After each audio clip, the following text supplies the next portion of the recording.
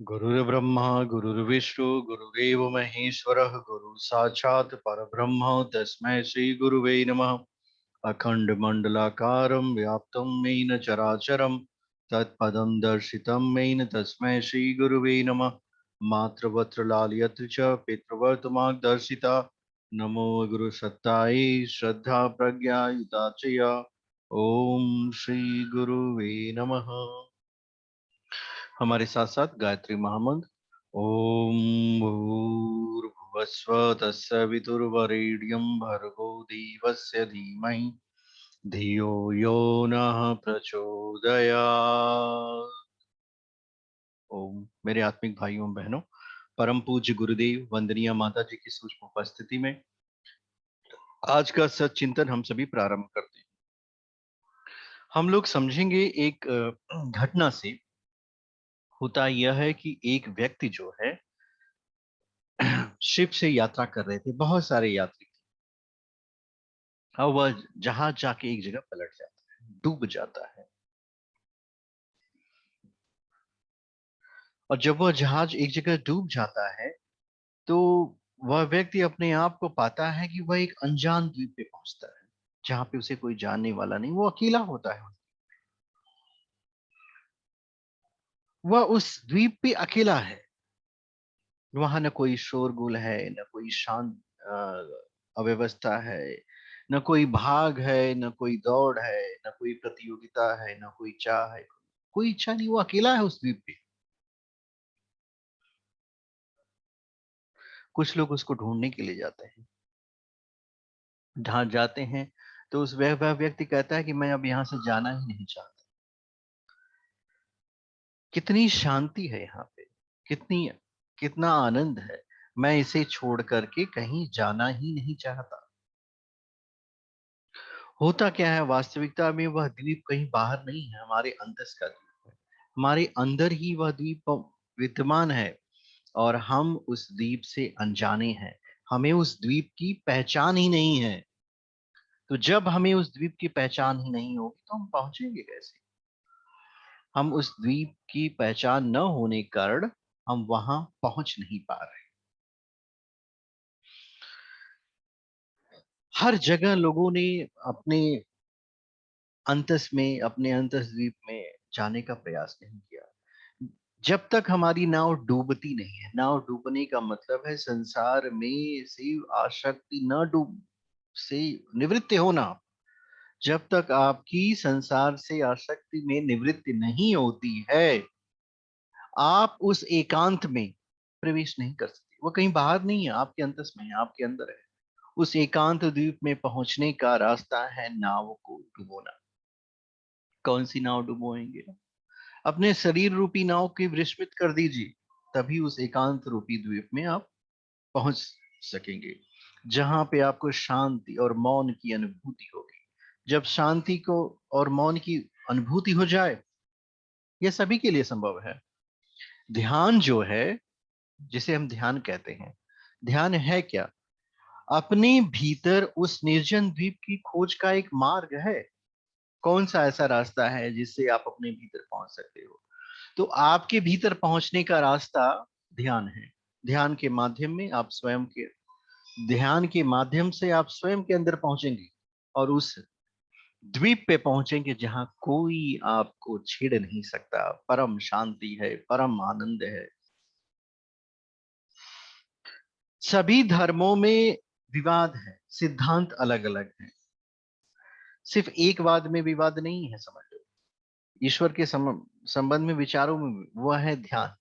सारे धर्म ध्यान को मानते हैं। परमात्मा तक अगर कभी कोई पहुंचा है तो ध्यान की सीढ़ी के अतिरिक्त और कोई रास्ता ही नहीं था। जितने भी लोग, जितने भी साधु संत महात्मा सदगुरु परमात्मा तक पहुंचे, सिर्फ एक सीढ़ी को पकड़े थे, वो थी ध्यान की सीढ़ी। ध्यान के माध्यम से ही वो परमात्मा तक पहुंचा है। चाहे वो जीसस हो, चाहे बुद्ध हो, चाहे मोहम्मद हो, चाहे सदगुरु कबीर हो, चाहे शंकराचार्य हो, चाहे महावीर हो, ये सभी ध्यान के माध्यम से ही पहुंचेंगे। आज के युग के भी लोगों को आप देखेंगे तो कहीं ना कहीं उनके अंदर ये प्रेरणा आती कि आप ध्यान करो।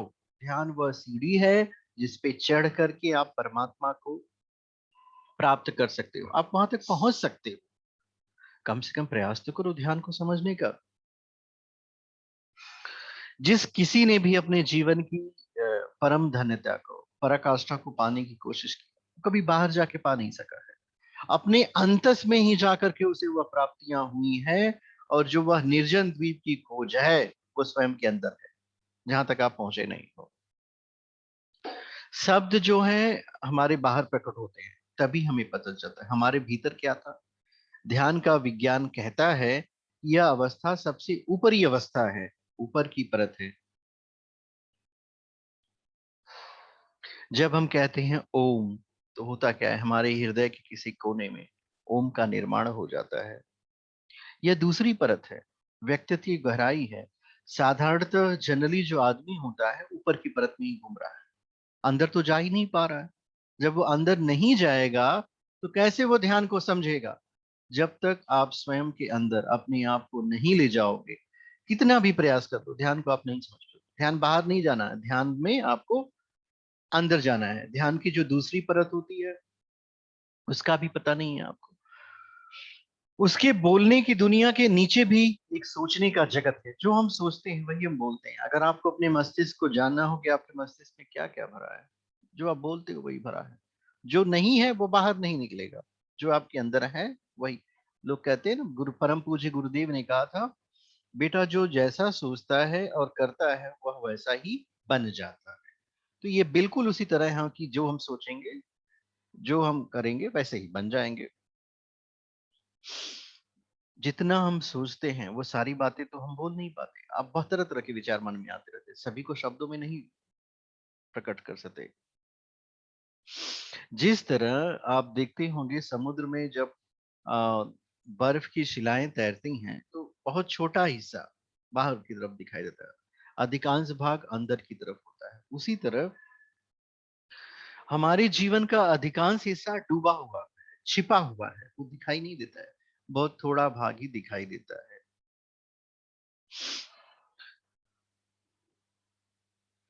इसीलिए जब कभी कभी आपको क्रोध आता है तो आप सोचते हो कि ये कैसे हो गया। अरे आपके अंदर क्रोध था, बाहर आ गया। आप किसी से ईर्ष्या करते हो, द्वेष करते हो, लोगों के बारे में बुरा सोचते हो, ये सभी अंदर भरा हुआ है आपके। अवसर पाएगा बाहर आ जाएगा, आप झगड़ा करने लग जाओगे। तो कोई भी घटना जो है अकस्मात नहीं घटित होती है। जो चीज आपके अंदर है वही बाहर निकलेगी, जो नहीं है वो कभी नहीं निकलेगी। अगर आपके अंदर प्रेम भरा है लोगों के प्रति तो प्रेम ही निकलेगा। आपके अंदर करुणा भरी है, दया भरी है, तो करुणा और दया निकलेगी, क्रोध नहीं निकलेगा। प्रयास करें कि आप अपने अंतस में प्रवेश कर जाएं। होता क्या है फिर इसके बाद, व्यक्ति पछतावा करता है कि मैंने क्यों क्रोध किया, कैसे हुआ। वो ये नहीं सोचता कि हमारे अंदर ये पहले से था इसलिए मैंने कर दिया। लोग कहते हैं कि मैंने तो ऐसा कभी करना नहीं चाहा, फिर हम ऐसा कैसे कर देते हैं। क्यों? क्योंकि आप अपने अंदर की साफ सफाई बिल्कुल नहीं करते हो। जो चीज आपके अंदर गंदगी भरी हुई है वही बाहर निकलेगी। जो पहले तल का नाम है ध्यान में उसको बैखरी कहते हैं, दूसरे तल का नाम मध्यमा है, और उसके नीचे भी तल है जिसे ध्यान का विज्ञान पश्चंती कहता है। बैखरी, मध्यमा और पश्चंती। पहला तल बोलने का है, वाणी का है। दूसरा तल सोचने का है। और तीसरा तल दर्शन का है। कहते हैं ना, दृश्यते अनिन्यते दर्शन, जो देखा जाए उसे दर्शन। वेद के ऋषि कहते हैं कि हमने ज्ञान देखा, सुना नहीं। मैं हमने लोगों ने ज्ञान देखा, वो दर्शन के हैं। मूसा कहते हैं मेरे सामने 10 कमांडेड प्रकट हुए, मैंने सुने नहीं है। यही तीसरे तल की सच्चाई है। जो भी ध्यान के तीसरे तल में पहुंचता है दृश्यंत में, वह इस सच्चाई को जान जाता है। ध्यान तल भी, तीसरा तल भी ध्यान के हिसाब से आखिरी तल नहीं है, चौथा भी एक तल होता है जिसे ध्यान का विज्ञान परा कहता है। वहां विचार दिखाई भी नहीं पड़ते, सुनाई भी नहीं पड़ते। और जब कोई व्यक्ति देखने और सुनने से नीचे उतर जाता है तब उसे चौथे तल का पता चलता है। और उस चौथे तल को के पार का जो जगत है वह ध्यान का जगत है। देखिए बैखरी, मध्यमा, पश्चंत, इससे चौथा तल है, वही ध्यान का जगत है। ये चार हमारी परतें हैं, इन चार दीवार के भीतर ही हमारी आत्मा का निवास रहता है। जो सारी शिक्षा, सारी सभ्यता आदमी को दूसरे से कैसे संबंधित हो यही सिखाती है, लेकिन अपने से कैसे जोड़े, अपनी आत्मचेतना से जोड़े, ऐसी शिक्षा कभी नहीं दी गई हमें। ये आपको उपयोगितावादी बनाती है, हाउ टू यूटिलाइज अदर्स, पर ये कभी भी आपको प्रेम, आनंद और प्रार्थना नहीं सिखाएगी। जीवन में तीन चीजों का अगर हम समावेश कर लें, प्रेम हो, आनंद हो और प्रार्थना हो, प्रभु का स्थान हो जाए, तो आप निश्चित ही आनंदित हो जाएंगे। जितना जितना ध्यान में डूबेंगे, उतना उतना आपको आनंद की प्राप्ति होगी। हम एक विषय पे आ, आप सभी का ध्यान आकर्षित करना चाह रहे हैं। ध्यान स्वयं में नहीं सीखा जा सकता, इसके लिए हमारे पास कोई ना कोई स्पिरिचुअल मेंटर होना चाहिए। कोई न कोई ऐसा हो जिसने ध्यान किया हो, ध्यान की गहराइयों को जानता हो, ध्यान की बारीकियों को जानता है। जिस तरह मैथमेटिक्स का टीचर मैथमेटिक्स पढ़ा सकता है, फिजिक्स के टीचर फिजिक्स पढ़ाते हैं, केमिस्ट्री के केमिस्ट्री पढ़ाते हैं, उसी तरह आध्यात्मिक शिक्षा स्वयं के माध्यम से लेने में बहुत समय लगता है। हमारा आप सभी से अनुरोध है, जिन भी व्यक्तियों को के मन अंदर ये आकांक्षा उत्पन्न हो कि वो कुछ सीखना चाहते हैं, वे हमसे संपर्क करें। हम उनकी मदद करेंगे, हम आपका सहयोग करेंगे, ध्यान से, ज्ञान से, और आपको ध्यान की ऊंचाइयों को पाने में हम मदद करेंगे। हमारे जीवन का उद्देश्य परमात्मा के प्रति समर्पण होना चाहिए। हम जब अपने आप को परमात्मा को समर्पित करते हैं, संपूर्ण समर्पण, थोड़ा थोड़ा नहीं, जब आप पूरा पूरा परमात्मा को संपूर्ण समर्पण करेंगे, तो जीवन में आपके आनंद अवश्य आएगा। जिन भी व्यक्तियों को इस तरह की किसी भी विधा से अपने आप को जोड़ना है, आप चाहते हो कि आप ध्यान को समझो, आप जीवन में आगे बढ़ो, हम आपका स्वागत करते हैं। हम आपका सहयोग करेंगे और आपको ध्यान सिर्फ न सिर्फ सिखाएंगे, आपकी आत्मिक चेतना को ऊंचा उठाएंगे। ये एक चित्र है जिसको अगर आप देखो तो आपको आपको बहुत सारी चीजें समझ में आ सकती हैं, और इस यह समझ ही आपको जीवन में ऊपर उठाएगी। आप इसको यहां से देखिए, ये ये एक नाड़ी है और ये एक नाड़ी है। बीच वाली को देखिए, ये तो हमारा जब प्राण ईड़ा और पिंडला को छोड़ करके सुषुम्ना से ऊपर प्रवाहित हो जाए, वही ध्यान की शुरुआत होती है। इसके बीच के षट चक्र होते हैं जिन्हें हमें पार करना होता है। और आप सब अगर प्रयास करो, कभी कभी लोगों के मुख से मैंने यह सुना है कि यह तो असंभव है, इसमें काफी कठिनाइयां होती हैं, या फिर किसी का हुआ ही नहीं होगा। तो ऐसा बिल्कुल ना समझें। योग विज्ञान, ज्ञान का विज्ञान, पराचेतना का विज्ञान, परमात्मा का प्रकाश आप सभी को मिलेगा। आप ये ना कहें कि किसी को नहीं प्राप्त हुई, आप ये कह सकते हैं कि आपको नहीं प्राप्त हुई है। आप इसे सीखने का प्रयास करें, धीरे धीरे सीखेंगे, जीवन में आगे की तरफ बढ़ने जाए। मैं नहीं कह सकता कि एक दिन में हो जाएगा, एक महीने में हो जाएगा, एक वर्ष में हो जाएगा, पर जैसे जैसे आप ध्यान की गहराइयों में डूबेंगे, ध्यान में देखिए प्रयास नहीं करना पड़ता। एक बात हमेशा सुनिए, जब आप नदी में कूदें और आपको तैरने को कहा जाए, तो क्या होगा? तैरने में डूबने की संभावना रहती है। होता है ना कि वे व्यक्ति कहता है मैं तैरते तैरते थक जाऊंगा, हो सकता है मैं डूब जाऊं। पर अगर आपको कहा जाए कि नदी में कूदो और डूबो, तो डूबने के लिए क्या होगा? देखिए आपको ग्रेविटेशनल बल भी आपकी मदद करेगा, और डूबना आपका स्वभाव है, तो वही ध्यान भी आपका स्वभाव है। ध्यान में हमें तैरना नहीं है, ध्यान में हमें डूबना है। ध्यान एक मस्ती है, ध्यान एक आनंद है, और इस परमानंद की यात्रा की को तय करने की सीढ़ी ही ध्यान है। Through meditation you will have many kinds of benefit.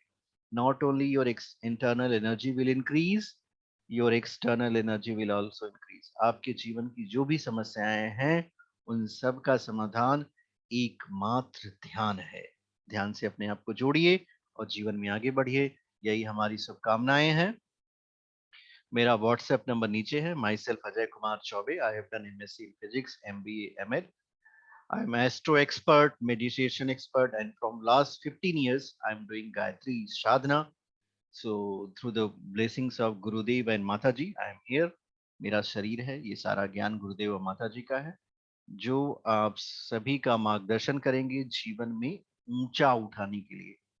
आप अगर जहां भी रहेंगे वहां से गुरुदेव माता जी आपको ऊंचा उठाएंगे। हम आप सभी के लिए प्रार्थना करते हैं, जो लोग ये वीडियो देखें उसे ज्यादा से ज्यादा लाइक करिए, सब्सक्राइब करिए और प्रयास करिए कि आप अपने जीवन में ऊंचा उठ सकें। जहां भी हो वहां से ऊपर उठो। आप शरीर नहीं, मन नहीं, आत्मा हो, अजर हो, अमर हो, अविनाशी हो। यही बात श्रीमद् भगवद गीता में कुरुक्षेत्र में ताल ठोक करके योगेश्वर श्री कृष्ण ने अर्जुन को समझाई, हम सबको समझाई थी। वो जनरल बात थी, सभी के लिए थी कि आत्मा अजर है, अमर है, अविनाशी है। ध्यान का मार्ग जो है आत्मा को परमात्मा से जोड़ता है। ओम शांति शांति शांति।